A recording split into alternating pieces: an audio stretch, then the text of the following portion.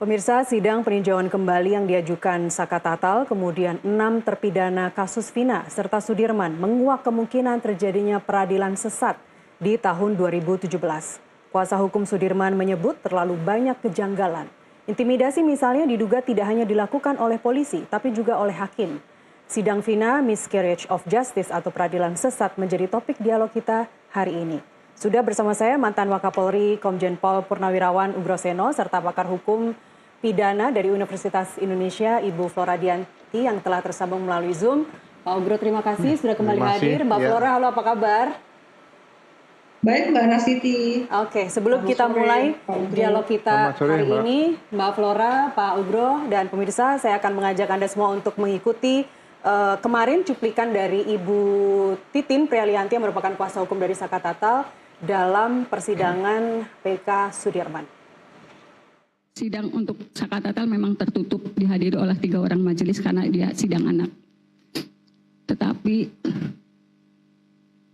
kondisi di luar sidang kami mendapat tekanan yang luar biasa. Karena waktu itu karena yang dihembuskan adalah isu geng motor yang memiliki kekejaman luar biasa. Itu pula dan mereka sangat sadis. Itu pula yang disampaikan oleh Hakim Ketua Ibu Etik waktu itu ketika ditanya wartawan. Geng motor kekejamannya sangat sadis. Saya masih punya clippingnya. Saya masih pegang clipping korannya. Jadi setiap Saka Tatal dibawa ke ruang sidang menuju lorong, jangankan Saka, saya juga mendapatkan perlakuan yang luar biasa. Saya sempat diludahin karena dianggap membela pembunuh. Bahkan ada anggota dewan namanya Pak Jafarudin yang langsung memimpin sidang. Dengan suara keras dia menyatakan, nanti anaknya pengacara juga mengalami nasib serupa seperti Vina. Ya, mohon maaf saya koreksi, itu tadi adalah pernyataan Ibu Titin yang menjadi saksi terakhir di serangkaian perjalanan panjang sidang PK 6 terpidana. Pak Ugro, Anda juga punya pengalaman panjang di reserse. Apakah kita sering mendengar intimidasi dari polisi, oknum polisi itu sepertinya sudah biasa dalam kasus-kasus pidana, penyidikan, tapi oleh hakim, rasanya ini sesuatu yang disayangkan. Komentar Anda, Pak? Ya, saya melihat dan mengalami sendiri, rekan saya juga sidang di pengadilan di Sulawesi Tengah. Jadi hakimnya seperti main-main. Jadi sudah nunggu di ruang sidang, hakim nggak datang, ternyata hakimnya lagi bermain tenis lapangan. Nanti tidak mandi langsung masuk ke ruangan. Jadi sepertinya itu di pengadilan tingkat berapa, Pak? Di pengadilan negeri. Ya, jadi sepertinya hakim tuh seolah kuasa Tuhan boleh berbuat seenaknya sendiri. Justru kalau atas nama Tuhan dia bertindak, ya harusnya bertindak ya seperti apa yang dilakukan Tuhan terhadap umat manusia itu saja. Mungkin harus belajar di situ hakim nanti. Apakah hakim yang bersangkutan itu masih berpraktek sampai sekarang? Masih, dan ada juga saya dengar beberapa rekan saya juga di Sulawesi Tengah yang ya sebetulnya dia tidak bisa dijadikan tersangka tapi dipaksa sebagai seorang komisaris utama. Mbak Flora, saya ingin ke Anda. Bukankah kalau tadi ceritanya Pak Ugro dari pengadilan negeri, pengadilan tingkat 1, di atasnya kan ada pengawas putusan hakim bahkan. Seperti apa sebenarnya itu, kenapa tidak berjalan efektif? Ya Mbak, pada dasarnya prinsip di persidangan hakim itu harus imparsial, ya. Karena juga harus menerapkan yang namanya equal arms, di mana para pihak mempunyai hak yang sama. Nah, maka oleh sebab itu hakim juga tidak boleh memihak dan tidak boleh memperlihatkan keberpihakannya. Ya. Ya tadi seperti Pak Ugro bilang, hakim itu kan wakil Tuhan, gitu. Nah, bagaimana sifat pengawasannya? Sifat pengawasannya itu lebih kepada yang tidak aktif gitu ya, dalam arti bahwa kalau misalnya ada pengaduan mungkin baru diperhatikan. Karena pada dasarnya hakim juga diberikan kemerdekaan dalam melakukan persidangan, dalam arti dalam memberikan pendapat, memberikan pertimbangan hukum. Nah, itu hakim tidak boleh dipengaruhi atau diintervensi. Itu kemerdekaan hakim. Nah, ini yang seharusnya kemerdekaan itu diinterpretasikan bahwa hakim tidak boleh kemudian bersifat memihak, harus objektif dan berintegritas. Sehingga kemudian kalau misalnya ada ditampakkan ya keberpihakannya itu berarti tidak menerapkan yang namanya asas fair trial. Nah, ini berarti kan memang ada kesalahan ya dalam melakukan atau menjalankan tugasnya. Begitu sih, Mbak. Bicara tentang kekuasaan kehakiman misalnya, tidak akan terlepas dari peran KY. Anda lihat ya peran KY memang tidak mencampuri untuk urusan putusan begitu. Tapi bukankah kalau itu bagian dari etik, harusnya KY bersuara dalam hal ini? Ya, betul.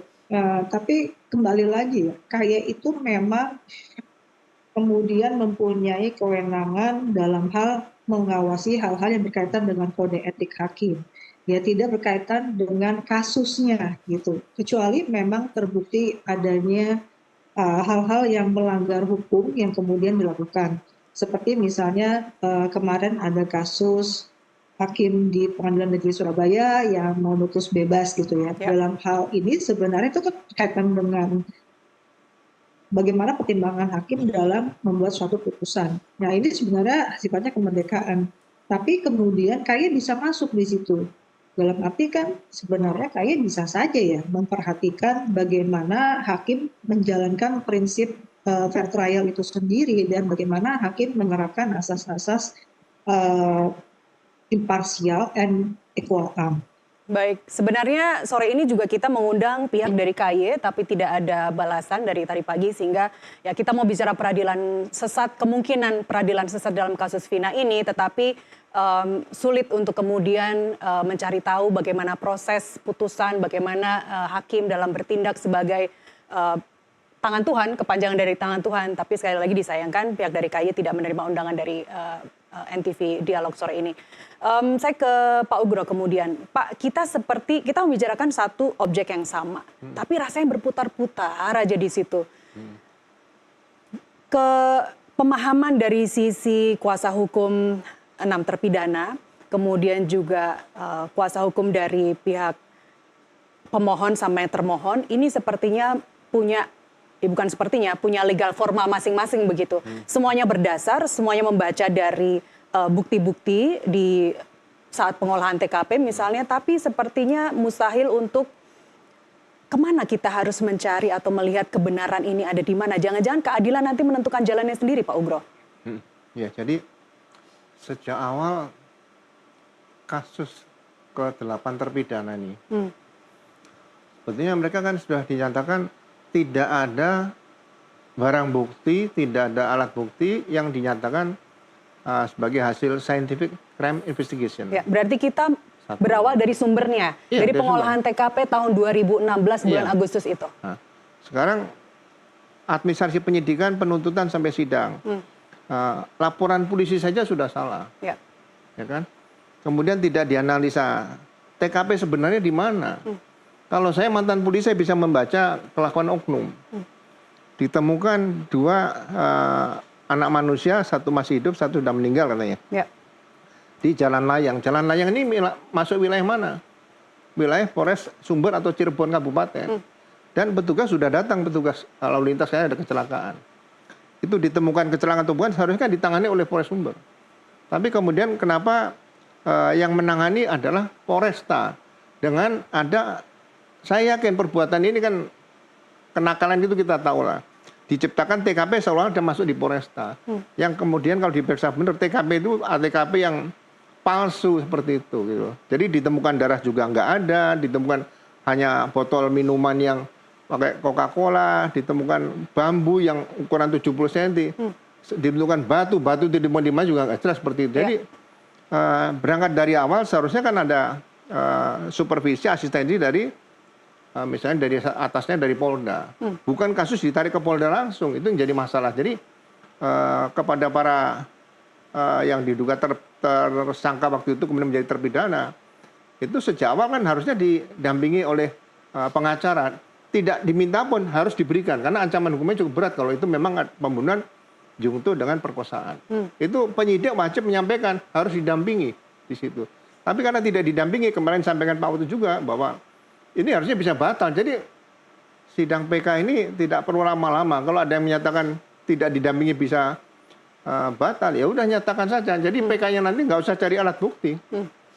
Alat bukti yang dimaksud ini oleh para 8 terpidana ini alat bukti apa yang baru, keadaan baru apa yang harus dibuktikan. Karena mereka ini korban dari kriminalisasi yang berangkat dari hulu ke hilir ini di sini. Karena dari awal proses scientific investigation dalam pengolahan TKP itu tidak jelas.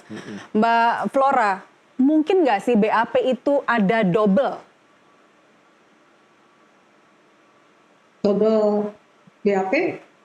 Begini Mbak, yang sepengetahuan saya secara teknis BAP itu diawali di tahap penyelidikan ya. Jadi namanya berita acara klarifikasi atau berita acara interview. Mungkin Pak Ugro sudah tahu teknisnya.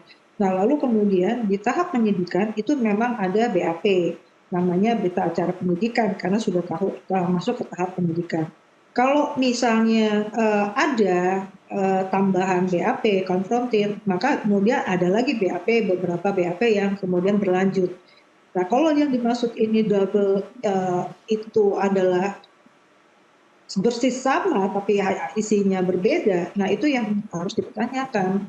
Kenapa berbeda? Kalau misalnya dilanjutkan, biasa ditanyakan, apakah isi keterangan saudara itu masih sama dengan pertanyaan yang kemarin. Baik. Kalau Mbak misalnya Flora, tidak, Mbak Flora, mohon maaf. Nanti akan kita lanjutkan versi-versi BAP ini dan juga nanti akan ada keterangan dari Bu Titin juga yang menyatakan bahwa Polsek Talun itu sudah denial terhadap BAP itu sebenarnya. Nanti akan kita lanjutkan di segmen berikutnya. Kita harus mendengarkan kumandang azan maghrib untuk wilayah Jakarta dan sekitarnya.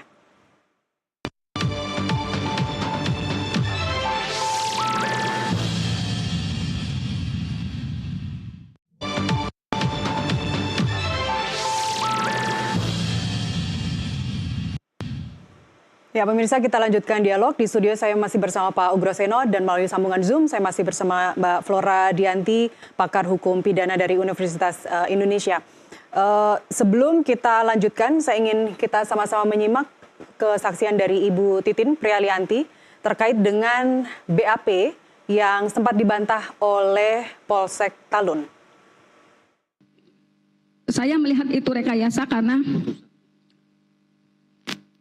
anggota kepolisian dari Polsek Talun yang melakukan olah TKP itu tidak pernah mengakui berkas yang disodorkan di pengadilan mengenai jatuhnya korban karena judulnya pembunuhan dan pemerkosaan.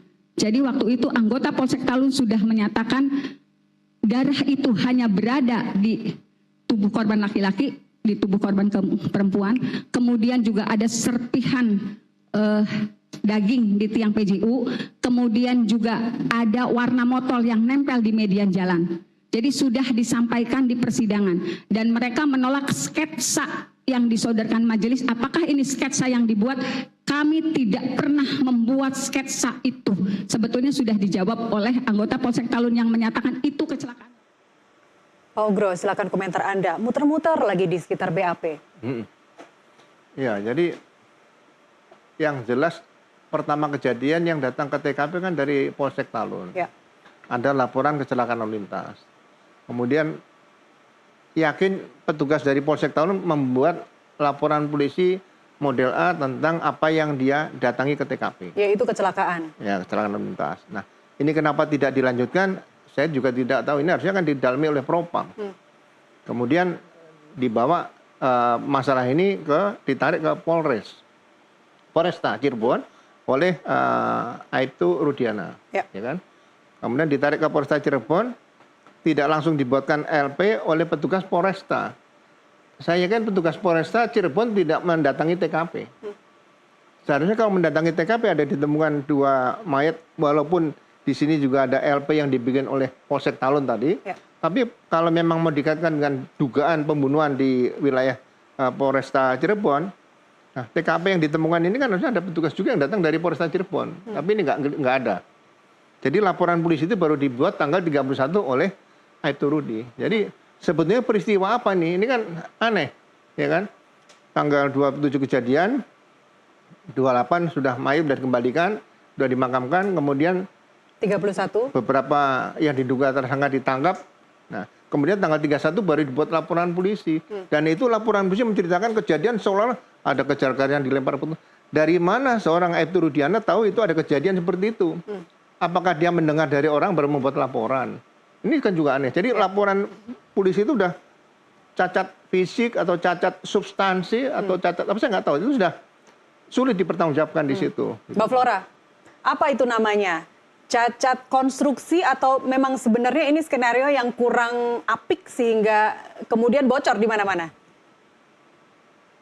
Gini Mbak, kalau misalnya kita bandingkan ya antara BAP dan keterangan di depan persidangan, maka seharusnya yang digunakan adalah keterangan di depan persidangan.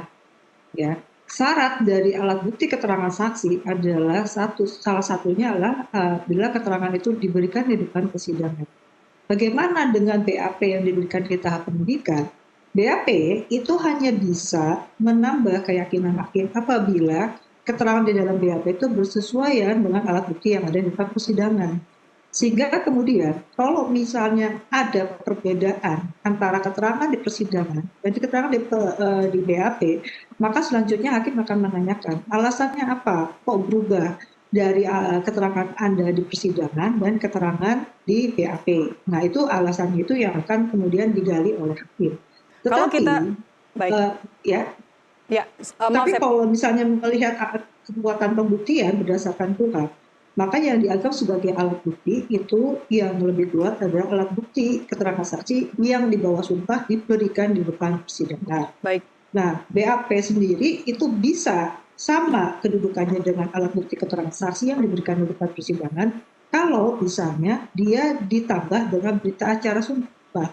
Itu pun jika orangnya itu tidak bisa datang atau dihadirkan di depan persidangan, Mbak. Tapi kalau misalnya ada di depan persidangan, seharusnya yang dijadikan dasar atau alat keyakinan hakim itu adalah keterangan yang diberikan di depan persidangan. Apa yang terjadi jika keterangan itu didesain? Keterangan itu adalah melalui proses intimidasi, melalui proses pemaksaan, penyiksaan, dan cara-cara yang sangat bertentangan dengan hak asasi manusia. Kita juga menganut itu di Undang-Undang Dasar Negara 1945. Apa yang terjadi? Mereka juga dipaksa untuk menandatangani semuanya. Ya, yang namanya alat bukti yang sah adalah alat bukti yang diberikan secara sah atau diperoleh secara sah.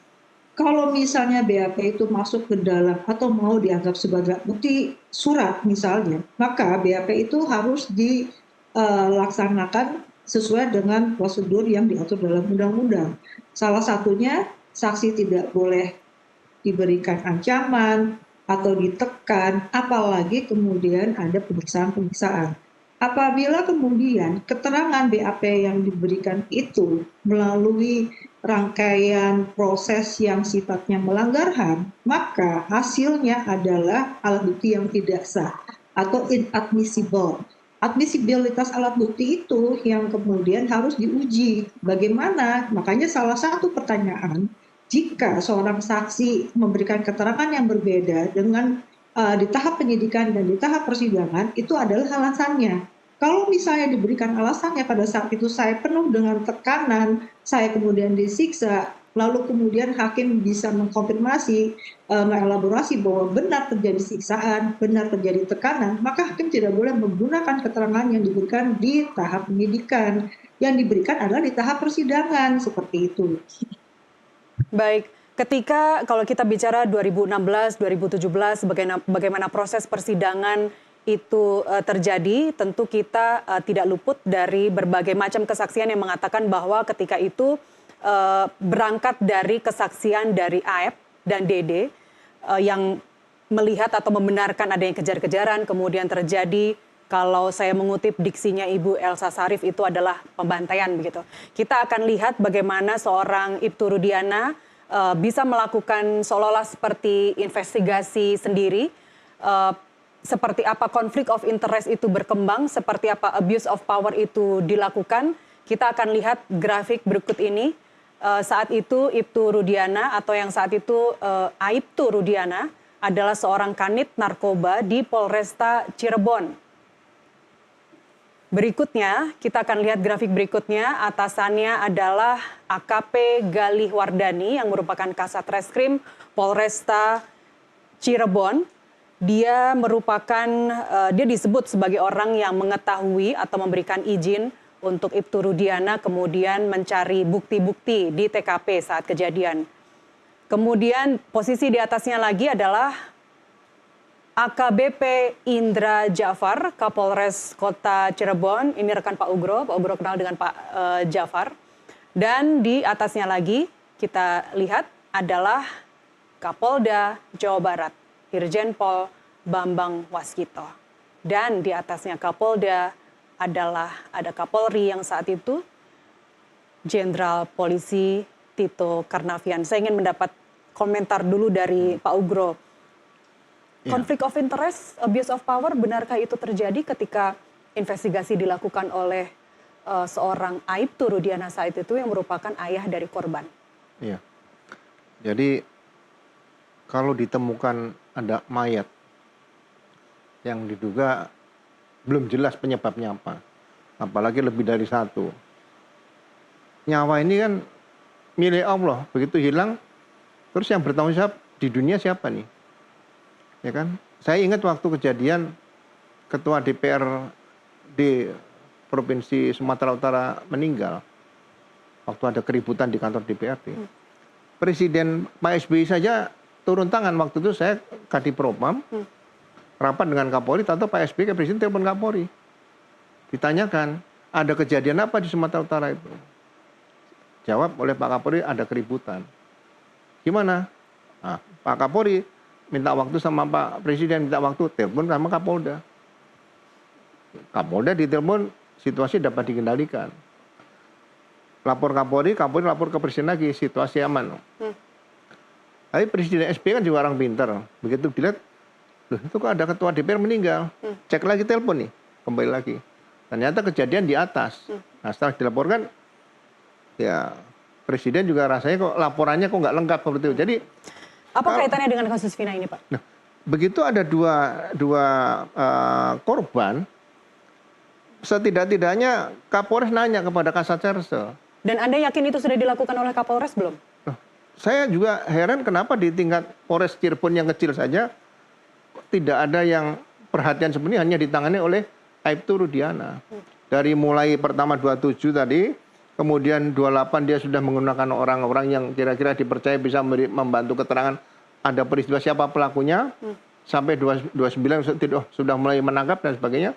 31 dia membuat laporan polisi dengan kronologis cerita yang ada dari kalau nggak salah yang Saka Tatal ya, pernah di Liga Akbar pernah dijadikan saksi juga di situ. Nah, kenapa tidak pernah digelar di Polres? Misalnya Kasat Serse ya sebagai perwira di situ, panggil ini kejadian apa? Kenapa laporan seperti ini? Dan ketika peristiwa ini terjadi, Pak, Kapolda juga pasti tahu, Kapolri juga pasti tahu. Masuk media pasti tahu, karena ada laporan 1 kali 12 jam itu yang harus dilaporkan. Peristiwa menonjol pasti dilaporkan. Kalau tidak dilaporkan aneh, karena saya juga pernah mengalami. Jadi ada laporan menonjol misalnya ditemukan mayat di depan toko misalnya gitu.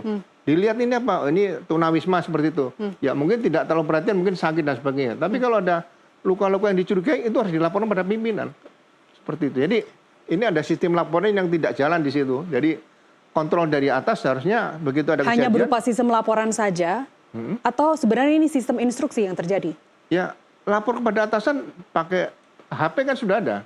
Pak, ini ditemukan ada 2 yang meninggal di jalan gini, mungkin bisa masuk wilayah Polsek Taruman atau Polres Cirebon dan Polresta. Jadi ini peristiwa ini harus diketahui oleh pimpinan-pimpinan tadi.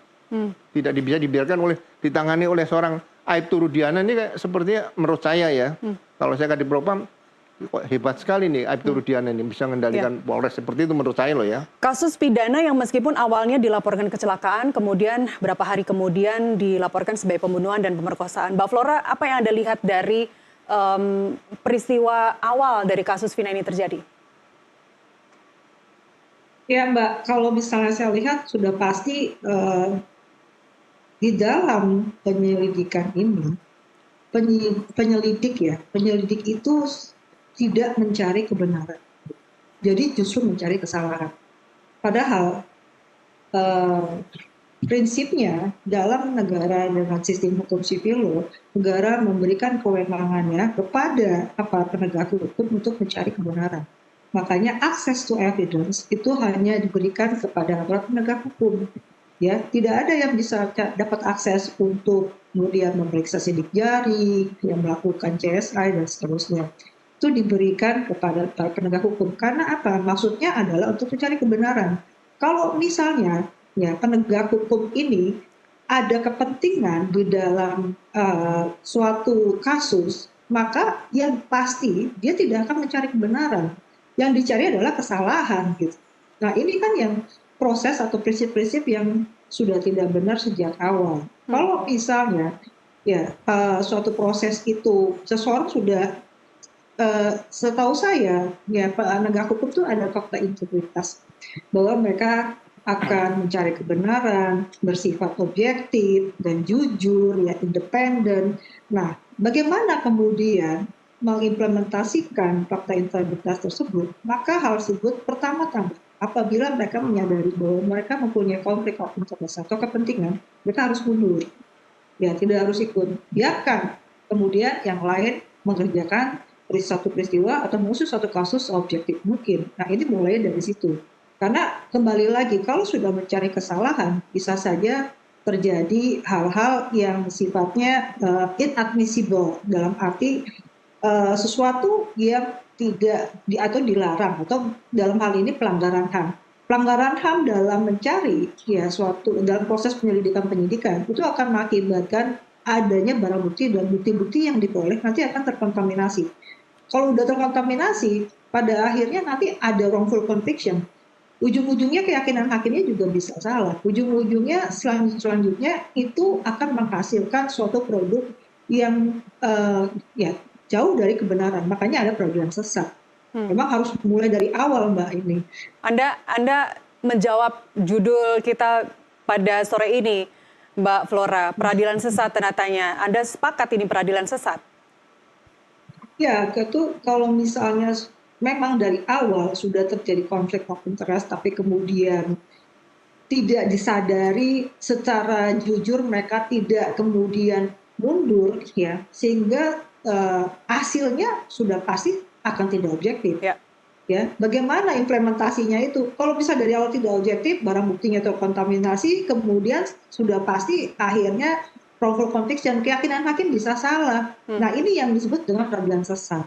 Baik, padahal keyakinan hakim itu kan berawal dari bukti-bukti yang dihadirkan. Kalau bukti-bukti yang dihadirkan saja sudah di skenario, by design, gimana kita bisa berharap lebih lanjut? Pak Ugro, ini kan sebenarnya kita berawal dari Rudiana yang katakanlah mencari seseorang bernama Dede ini, yang belakangan dia bahkan out loud bilang bahwa saya akan bertanggung jawab, saya salah, saya telah memberikan kesaksian yang palsu, saya bersedia menggantikan posisi 7 terpidana itu. Bahkan dia bilang seperti itu dalam sidang PK 6 terpidana kemarin. Kemudian juga ada kesaksian Aib juga yang ternyata semuanya bohong. Apakah ini kemudian tanggung jawab ada di Rudiana saja? Iya, jadi saya melihat gini. Polri itu polisi negara Republik Indonesia. Tidak ada polisi Talun, polisi Cirebon Kota, polisi Cirebon nggak ada. Polisi Semarang, polisi Medan nggak ada. Polisi adalah polisi Republik Indonesia. Ya. Nah, kembali ke kasus ini. Jadi laporan polisi yang dibuat oleh anggota Polsek Talun atau Polres Kabupaten itu adalah cikal bakal awal pengungkapan kasus tersebut. Entah itu laka lantas, entah itu nanti pembunuhan.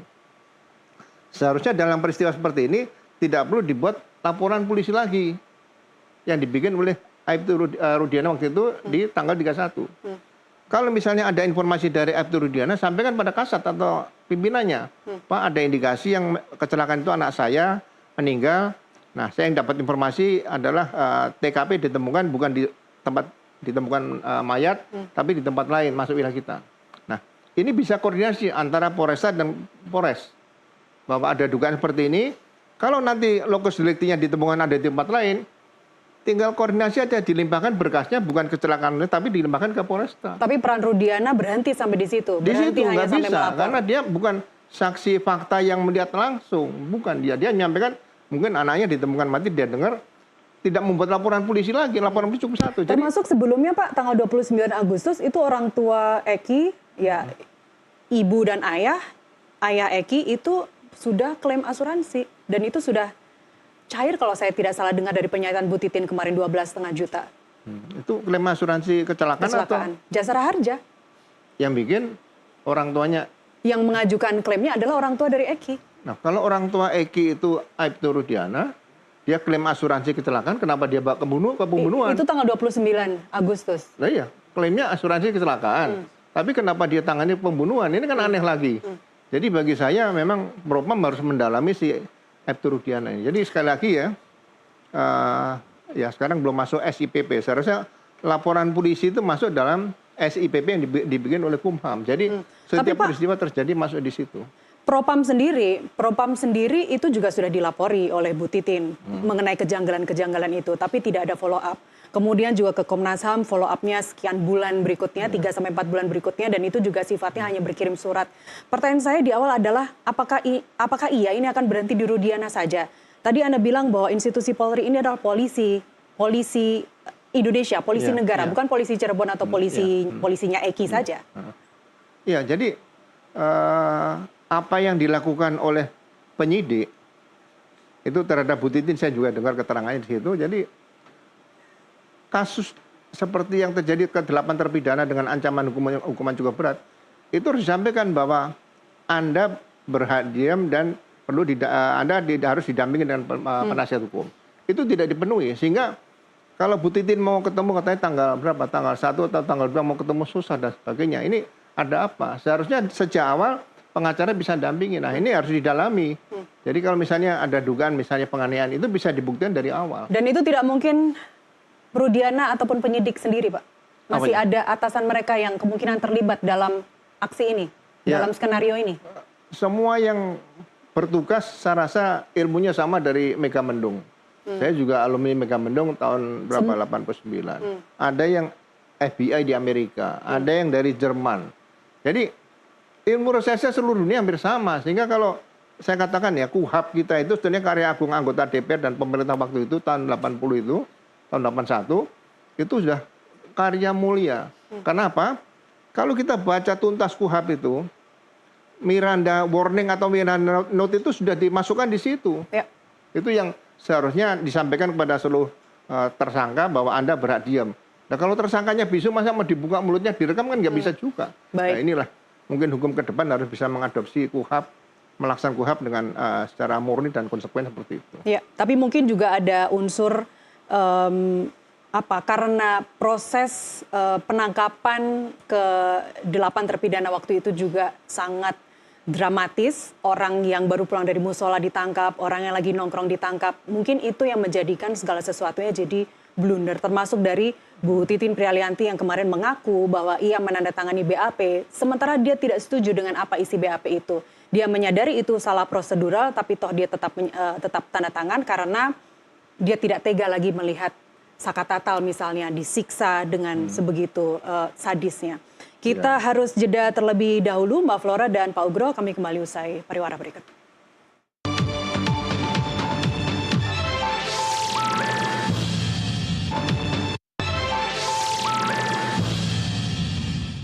Dengan adanya 2 DPO yang dinyatakan fiktif, semakin mengaburkan fakta hukum yang memuat putusan perkara Akwo dan kemudian keraguan semakin lengkap saat Hakim Tunggal Eman Sulaiman pada tanggal 8 Juli 2024 melalui putusan nomor 10 pidana pra 2024 menyatakan mengabulkan permohonan pra peradilan yang diajukan oleh Peggy Setiawan, di mana penetapan tersangka terhadap Peggy Setiawan dinyatakan tidak sah dan batal demi hukum, dan memerintahkan termohon dalam kurung penyidik untuk membebaskan Peggy Setiawan. Bahwa dalam perkembangan selanjutnya muncul rentetan fakta-fakta baru dengan adanya kesaksian baru dari saksi-saksi dalam perkara Akwo. di mana saksi-saksi tersebut mengakui keterangan yang disampaikan dahulu adalah keterangan yang tidak benar, yaitu saksi Liga Akbar, saksi Teguh, saksi Prabudia, dan terakhir saksi Dede Riswanto, di mana semua keterangan saksi-saksi tersebut diarahkan oleh Rudiana, seorang kanit narkoba pada Polres Cirebon yang juga merupakan ayah kandung dari korban Muhammad Rizky Rudiana. Bahwa rangkaian pelanggaran hak asasi manusia, inkasu hak asasi tersangka yang kini menjadi terpidana seumur hidup sangat jauh dari prinsip-prinsip dasar yang diatur dalam KUHP. Rentetan fakta baru bermunculan dan semakin hari sekian terang bahwa sudah sampai pada suatu keyakinan bahwa diduga keras telah terjadi suatu proses peradilan sesat atau miscarriage of justice dalam perkara Akwo. Kita lanjutkan dialog peradilan sesat, itu tadi yang disebutkan oleh kuasa hukum atau pemohon yang ada dalam memori PK yang pertama kali atau hari pertama sidang perdana PK dari Sudirman kemarin. Pak Ugro, saya ingin ke Anda, sebagai seorang kanit narkoba, seberapa besar sebenarnya Rudiana punya kepanjangan tangan untuk turut menyelidiki sebuah proses pembunuhan atau kasus pembunuhan? Ya, jadi kalau kasus ini terjadi di Polres Cirebon atau Polresta Cirebon ya, kan di Pulau Jawa nih. Kalau seorang aib itu dikatakan sebagai penyidik belum bisa. Penyidik artinya ibda ke atas. Kalau dia punya skep penyidik dari siapa? Lalu kenapa dia melakukan hal itu, Pak? Dia juga bilang bahwa itu merupakan persetujuan dari Kanit Sersenya? Nah, ini ada kesalahan pelanggaran etika profesi cukup berat. Hanya etika? Ya, mendelegasikan seperti itu akibatnya luas. Jadi kalau etika ini cukup berat kan putusannya bisa PTDH. Kalau nanti ditemukan pidana lagi ya baru proses pidana. Jadi profesi polisi jangan dicemari dengan cara-cara begini seolah sudah diizinkan oleh Kanit. Izinnya ini lisan atau tertulis. Kemudian siapa yang bertanggung jawab setelah ini, Pak? Ya seharusnya kasat yang dulu juga diperiksa. Hanya kan sampai kasatnya saja? perbuatan perorangan yang mencoreng nama Polri seperti ini kan.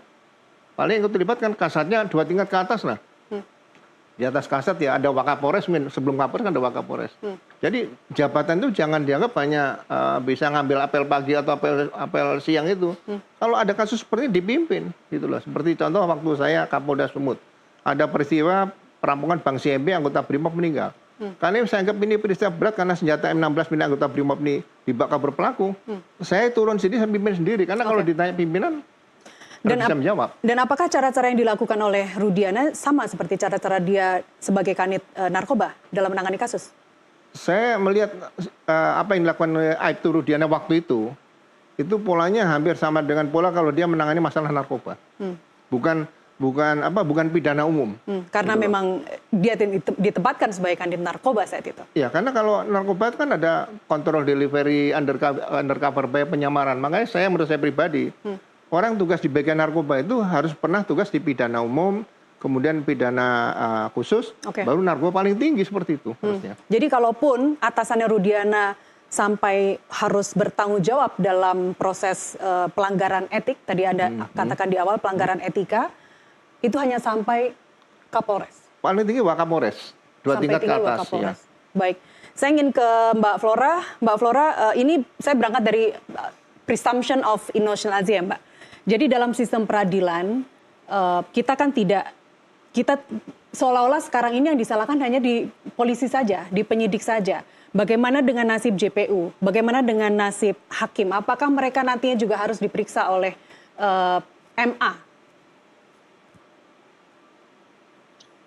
Ya, Mbak, jadi di dalam KUHP itu ada namanya obstruction of justice. Obstruction of justice itu apabila memang terbukti ada perbuatan yang sifatnya untuk menghalang-halangi ditemukan suatu keadilan dalam suatu proses pidana, maka itu masuk ke dalam kategori pasal 221 KUHP. Walaupun kemudian di dalam hal ini obstruction of justice yang dilakukan di dalam peristiwa ini mungkin jauh dari unsur-unsur yang dimaksud dalam pasal 221 KUHP. Nah, kalau misalnya tadi bicara siapa saja yang bisa dikenakan, semuanya kan bisa paling tidak bisa kena kode etik ya Mbak ya. Kalau misalnya itu dilakukan secara sengaja. Nah, kembali lagi Mbak, sebenarnya apa sih yang kemudian menjadikan tadi di akhir terjadinya wrongful conviction? Kemudian kalau misalnya wrongful conviction itu terjadi karena ada alat-alat bukti yang terkontaminasi yang diperoleh ya karena adanya suatu proses yang melanggar hukum sehingga kemudian alat bukti dan barang bukti itu menjadi alat bukti yang tidak sah atau inadmissible, sungguhnya hal ini tidak masuk dalam kategori alat bukti yang sah yang kemudian bisa dijadikan dasar keyakinan hakim.